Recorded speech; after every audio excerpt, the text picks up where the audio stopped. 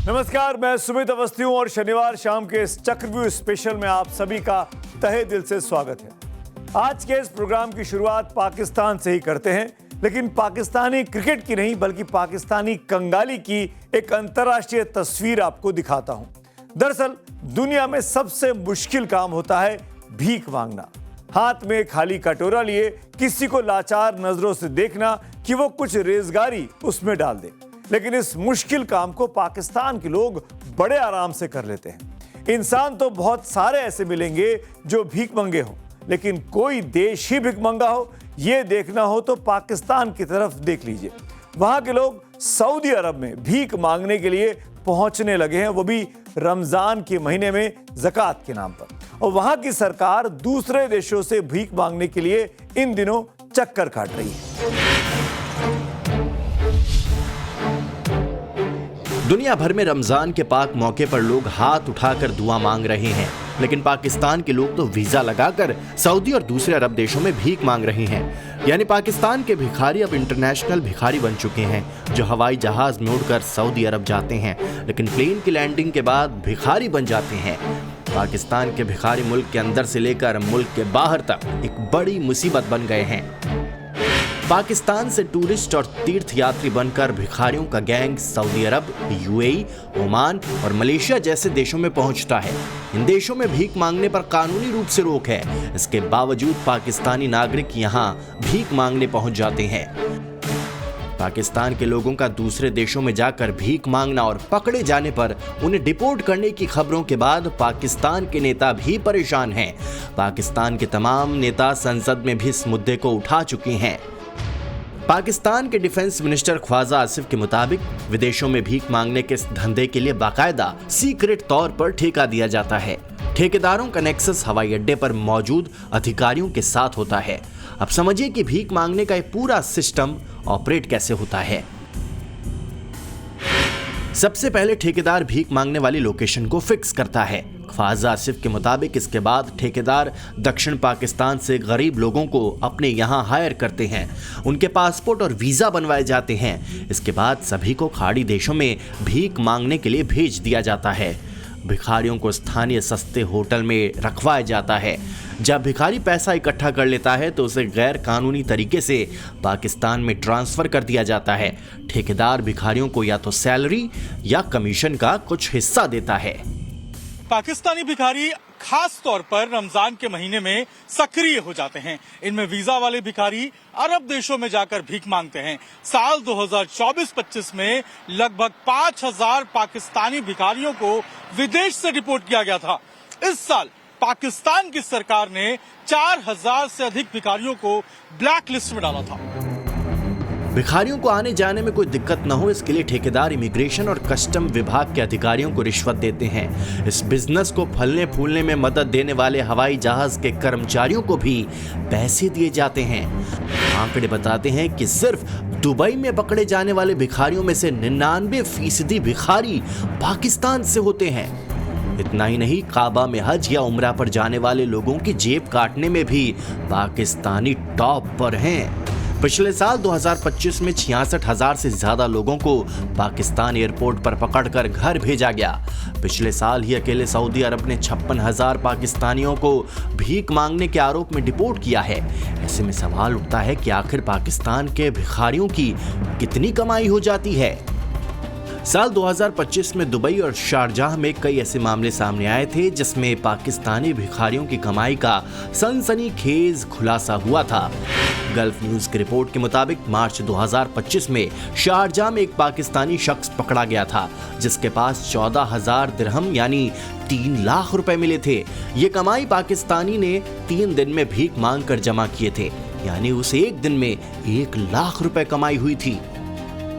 इससे पहले दुबई में 127 पाकिस्तानी भिखारियों को पकड़ा गया था। इनके पास से पुलिस को 50,000 दिरहम यानी 11 लाख रुपए मिले थे। वहीं शारजा पुलिस ने भी 107 भिखारियों को इस साल के शुरुआत में गिरफ्तार किया था। उनके पास भी 11 लाख रुपए मिले थे। पाकिस्तान में भीख मांगना प्रोफेशनल बिजनेस बन गया है। इसके लिए पाकिस्तान के बड़े शहरों में बैगिंग माफिया काम करते हैं। इस माफिया का काम पाकिस्तानी भिखारियों को वीजा बनवाने से लेकर सऊदी और दुबई जैसे देशों में ट्रेनिंग देना है। इन देशों में मौजूद पाकिस्तानी बैगिंग गैंग के एजेंट अपने भिखारियों पर पूरी नजर रखते हैं और इनसे डेली कलेक्शन करवाते हैं। हर देश अपनी कमाई बढ़ाई के लिए अर्थव्यवस्था को मजबूत करने का प्रयास करता है। इसके लिए उद्योग धंधे लगाता है, खेती को व्यावसायिक रूप देता है, दूसरे देशों में अपने प्रोडक्ट्स के निर्यात बढ़ाता है। लेकिन पाकिस्तान दुनिया का इकलौता देश है जो अपनी कमाई बढ़ाने के लिए भीख मांगता है। उसके आर्मी चीफ और प्रधानमंत्री ही नहीं बल्कि दूसरे देशों में जाकर आम पाकिस्तानी को भीख में अरबों अरब रुपए पाकिस्तानी रुपए मिल जाते हैं। दुनिया के लिए पाकिस्तान एक नए अर्थशास्त्र का प्रणेता बन गया है, भीख का अर्थशास्त्र। पाकिस्तानी भिखारी भी मानते हैं कि जब पीएम और आर्मी चीफ भीख मांगे तो जरूरत और अवाम मांगे तो जुल्म। ये कैसी हिपोक्रेसी है। पाकिस्तान की ज्यादातर अवाम मान चुकी है कि ऊपर वाले ने हाथ मांगने के लिए दिए हैं तो मेहनत करने के बजाय भीख ही मांगी जाए। यानी पाकिस्तान के भिखारी मुल्क के अंदर से लेकर मुल्क के बाहर तक एक बड़ी मुसीबत बन गए हैं। पाकिस्तान के भिखारी रोजाना अरबों पाकिस्तानी रुपए की कमाई करते हैं जो देश की अर्थव्यवस्था के समानांतर एक बड़ा काला धन पैदा कर रहा है। इन भिखारियों को कथित तौर पर हर दिन 32 अरब रुपए भीख मिलती है जो सालाना 117 ट्रिलियन रुपए होता है। अमेरिकी डॉलर में पाकिस्तानी भिखारियों की सालाना कमाई 42 अरब डॉलर है। दुनिया में आपने अजब गजब रिकॉर्ड सुने होंगे, लेकिन पाकिस्तान ने भीख मांगने का जो रिकॉर्ड बनाया है वो न तो इससे पहले कहीं देखा गया न ही सुना गया। वैसे इस तरह का रिकॉर्ड कोई बनाना भी नहीं चाहेगा, लेकिन भीख मांगना अगर आदत बन जाए तो आदत आसानी से नहीं छूटती। पाकिस्तान के रक्षा मंत्री ख्वाजा आसिफ ने वीडियो जारी किया है जिसमें भिखारी परिवार का बच्चा बता रहा है कि भीख मांगने का व्यवसाय पाकिस्तान में कितनी गहरी जड़ें जमा चुका है। इसका दूसरा पहलू यह भी है कि पाकिस्तानी अवाम को अपनी सरकार पर भरोसा नहीं। पाकिस्तान की सरकार के मुताबिक भीख मांगना मुल्क में सबसे बड़ा रोजगार का जरिया है। आबादी का 20% इसी से अपना जीवन यापन करता है। कराची जैसे महानगरों में एक भिखारी औसतन 2000 रुपए प्रतिदिन तक कमा लेता है। वहीं लाहौर और इस्लामाबाद में भी आंकड़ा 1000 से 1500 रुपए के बीच है जो कई दिहाड़ी मजदूरों की आय से कहीं ज्यादा है। इसके अलावा पाकिस्तान में बच्चों, महिलाओं और नकली विकलांगों को ठेके पर रखकर करोड़ों कमाए जा रहे हैं। यानी एक तरह से पूरा संगठित व्यवसाय बन चुका है। कंगाल पाकिस्तानियों को भीख की यही लाखों करोड़ों की कमाई ही अमीर बनने का आसान जरिया दिखाई देती है। ऐसे कई नमूने आपको पाकिस्तान में दिख जाएंगे जो ये गर्व से कहते हैं कि हाँ, मैं भिखारी हूँ। कई भिखारी तो विदेशों में सेटल होने का दावा भी करते हैं। पाकिस्तान में इस समय 3 करोड़ से ज्यादा पेशेवर भिखारी एक्टिव हैं। वो इबादत के बहाने सऊदी अरब जाना चाहते हैं ताकि वहां भीख मांग सके। साल 2025 में भी सऊदी अरब ने करीब 5000 भिखारियों को डिपोर्ट किया था। पाकिस्तान के इन भिखारियों से इस्लामाबाद से लेकर रियाद तक सारा सिस्टम परेशान है। देश के प्रमुख शहरी केंद्रों की सड़कों पर करीब 12 लाख भिखारी बच्चे घूमते हैं। हैरानी की बात तो यह है कि इतनी रिपोर्ट आने के बाद, भीख के कारोबार पर इतना खुलासा होने के बाद भी पाकिस्तान और पाकिस्तानियों का फकीरी स्कैम अरब मुल्कों में बेशर्मी से जारी है। हर साल सैकड़ों पाकिस्तानी भीख मांगने के जुर्म में गिरफ्तार होते हैं, लेकिन दिरहम के लालच में उन्हें खुद के और मुल्क का शर्मसार होना भी मंजूर है। जमाना एआई का है। एआई यानी कृत्रिम बुद्धिमत्ता, यानी आर्टिफिशियल इंटेलिजेंस। भारत में आर्टिफिशियल इंटेलिजेंस का जैसा भव्य वैश्विक सम्मेलन हुआ और लाखों करोड़ रुपए निवेश की बात हुई, उससे भी आप एआई की ताकत का अंदाजा लगा सकते हैं। लेकिन उससे भी ज्यादा एआई अब देश की रक्षा में भी अहम भूमिका निभा रहा है। इससे हमारी फौज न सिर्फ सामरिक खतरों को भांप लेती है, बल्कि खुफिया इनपुट बढ़ाने और अत्याधुनिक हथियारों को भी अपग्रेड करने में मदद मिलती है।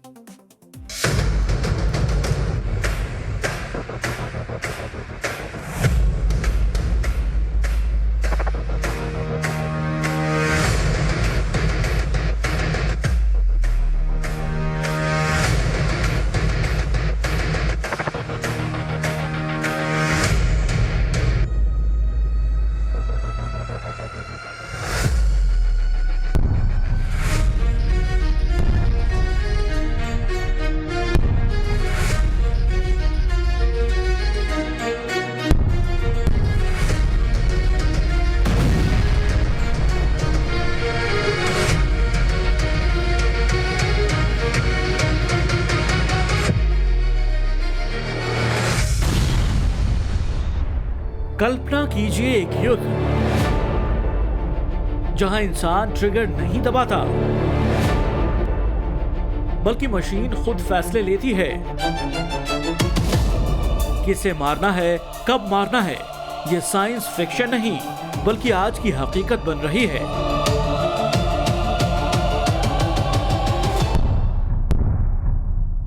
एआई से चलने वाले हथियार अब दुनिया भर में टेस्ट हो रहे हैं और भारत भी इस रेस में तेजी से आगे बढ़ रहा है।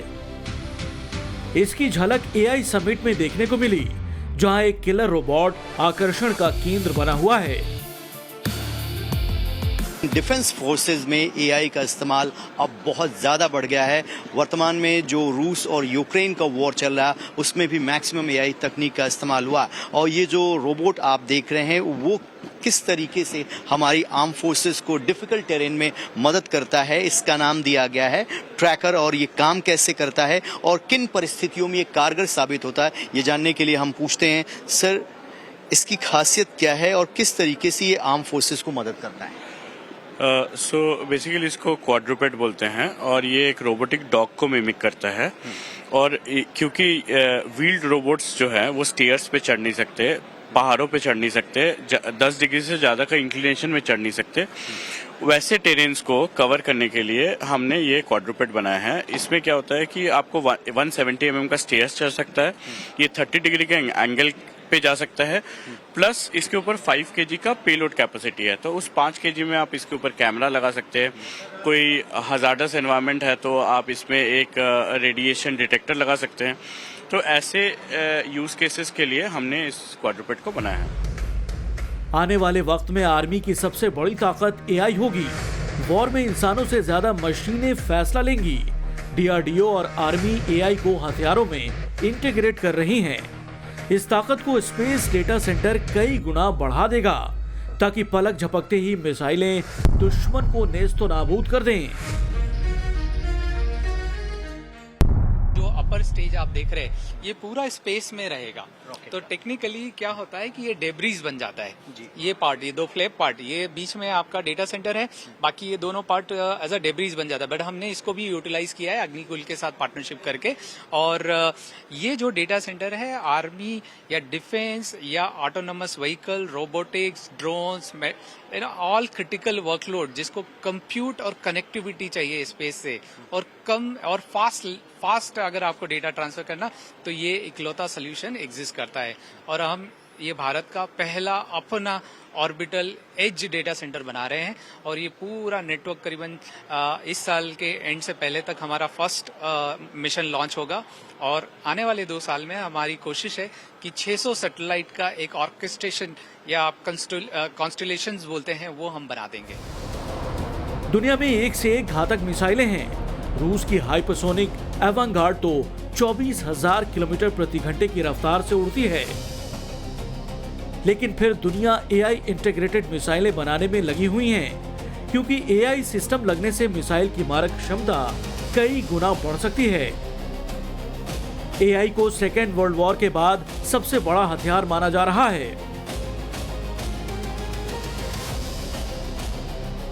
आर्टिफिशियल इंटेलिजेंस जो है वो किसी भी आर्मी के लिए अगर उसका वो ठीक प्रयोग करते हैं सबसे बड़ा फोर्स मल्टीप्लायर होगा सेकेंड वर्ल्ड वॉर के बाद। ऑपरेशन सिंदूर से दुनिया को भारत की सैनिक ताकत और तकनीक का पता चला। आपको जानकर आश्चर्य होगा कि हमारी फौज ने ऑपरेशन सिंदूर में ऐसे एआई का कामयाब प्रयोग किया जो अपने देश में बने हैं। उस दौरान दुश्मन के सेंसर का पता लगाने से लेकर निशाने लगाने वाली जगह की पूरी तस्वीर की जानकारी लेने तक भारतीय सेना ने स्वदेशी आर्टिफिशियल इंटेलिजेंस एप्लीकेशंस का इस्तेमाल किया था। भारतीय सेना ने खुद ही ये एआई एप्लीकेशंस तैयार किए। ऑपरेशन सिंदूर की कामयाबी के बाद सेना में एआई पर नए प्रयोग और भरोसा दोनों बढ़े हैं। ऑपरेशन सिंदूर में एआई से लैस हथियारों के दम पर हिंदुस्तान ने पाकिस्तान को धूल चटा दी थी। यह भारत का पहला बड़ा एआई एनेबल्ड ऑपरेशन माना जाता है। ऑपरेशन सिंदूर में सेना ने एआई बेस्ड हथियारों और टेक्नोलॉजी का भारी इस्तेमाल किया। इन्हीं हथियारों के बूते भारत ने सिर्फ 4 दिनों में पाकिस्तान को निपटा दिया, लेकिन आगे की तैयारी और घातक है।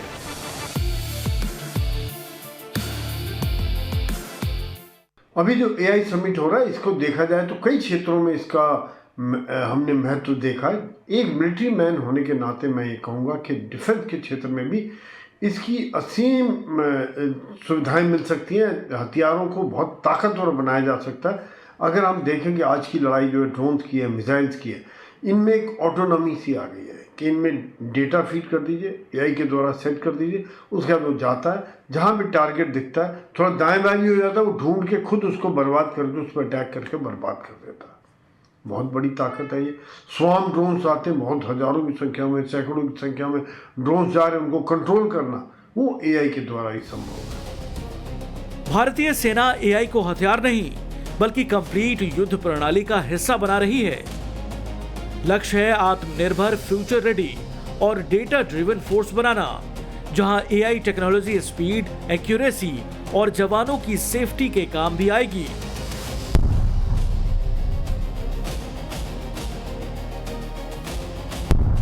आर्टिफिशियल इंटेलिजेंस की ताकत अपने आप में दिखती है और प्रूवन है।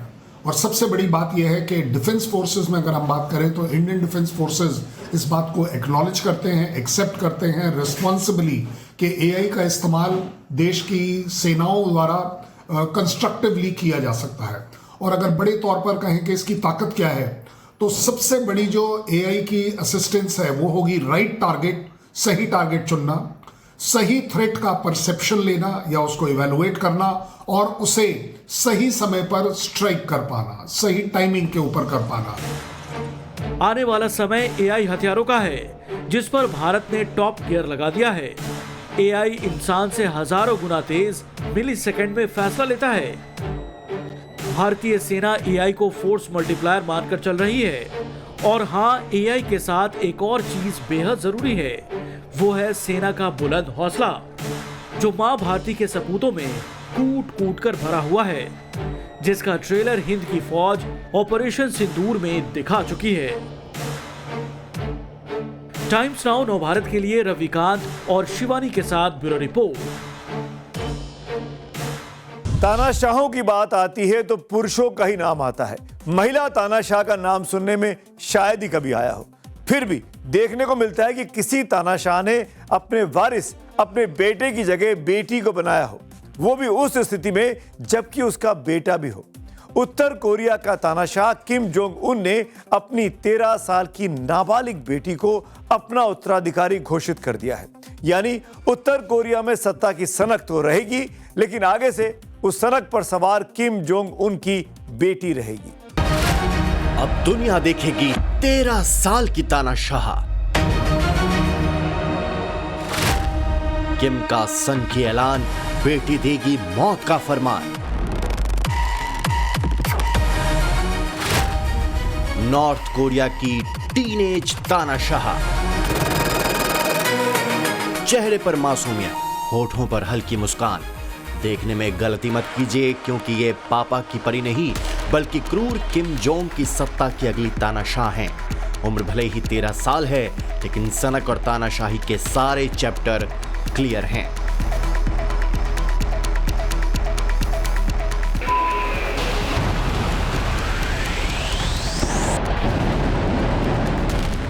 करीब 4 साल पहले अप्रैल 2022 में उत्तर कोरिया ने अपने इतिहास में सबसे बड़ी मिलिट्री परेड की थी। इस परेड में किम जोंग उन ने अपने सबसे घातक हथियारों का प्रदर्शन किया था, लेकिन जिसने पूरी दुनिया को चौंकाया वो थी हवासोंग 17 मिसाइल। उत्तर कोरिया की ऐसी मिसाइल जो एक साथ कई परमाणु बम लेकर जा सकती है, जो धरती के किसी भी कोने को तबाह कर सकती है।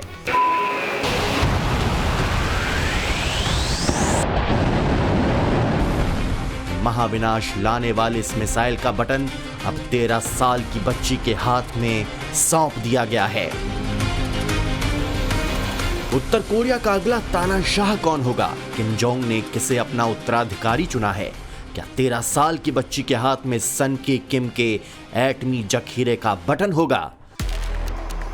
इन सवालों का जवाब जानना चाहते हैं तो 6 महीने पहले 3 सितंबर 2025 को बीजिंग से आई इन तस्वीरों को गौर से देखिए। यही तारीख थी जब उत्तर कोरिया के तानाशाह किम जोंग उन एक बैठक के लिए चीन पहुंचे थे। बीजिंग पहुंचने के बाद किम जोंग अपनी बख्तरबंद ट्रेन से उतरे तो उनके ठीक पीछे खड़ी सलीके से कपड़े पहने एक लड़की ने लोगों का ध्यान खींच लिया। किम जोंग के पूरे चीन दौरे के दौरान ये लड़की हर वक्त किम के साथ नजर आई थी और ये लड़की कोई और नहीं बल्कि किम की बेटी किम जू ए थी, जो किम की एटमी सल्तनत की नई तानाशाह बनने वाली है।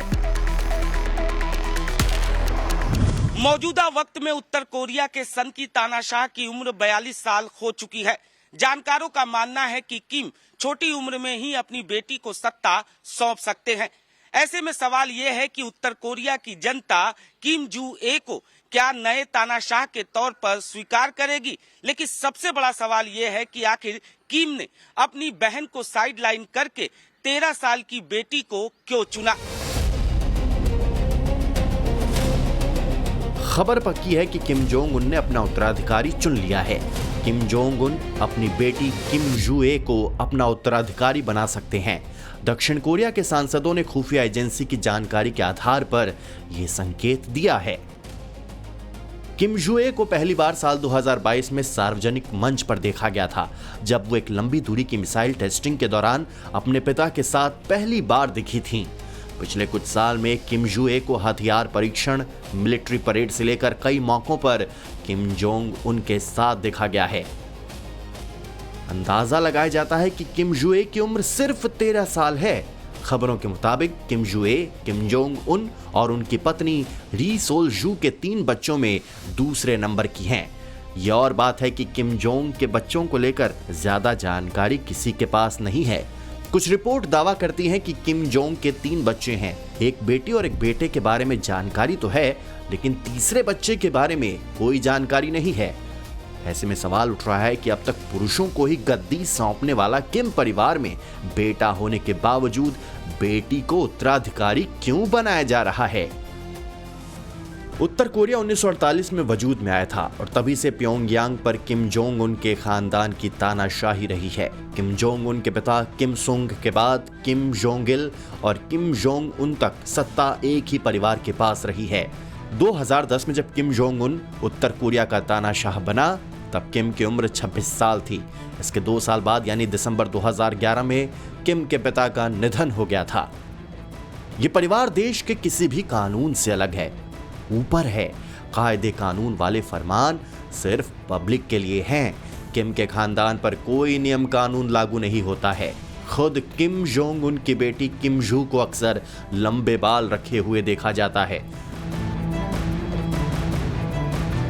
ज्यादातर समय डिजाइनर कपड़े पहने हुए भी देखा जाता है। लेकिन सवाल यह है कि किम जोंग उन ने अभी से क्यों अपना उत्तराधिकारी चुनने का फैसला कर लिया है। किम जोंग उन के पिता किम जोंग इल करीब 16 साल तक उत्तर कोरिया के तानाशाह रहे। किम जोंग उन को भी प्योंगयांग की गद्दी पर बैठे 16 साल हो चुके हैं। लेकिन जब किम को गद्दी सौंपी गई थी तब उनकी उम्र 26 साल थी।